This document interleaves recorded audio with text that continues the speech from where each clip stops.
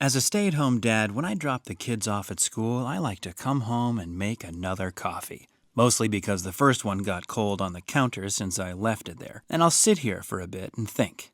Think about how happy I am that baseball is back, and how there's practice tonight, and the Masters is this weekend. I wonder if there's a way for me to get a hat. I should start the laundry soon, too, because the dirty uniforms are in there. And I think there's a pickup order, too, because we're out of Cheez-Its and bread.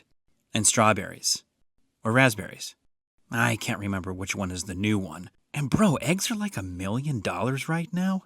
And just about when I have my head wrapped around the day and set off to make another coffee, that's when the school will call and tell me something about how someone's tummy hurts or a ball got bounced in the face and everything's fine, but we just needed to call you and let you know.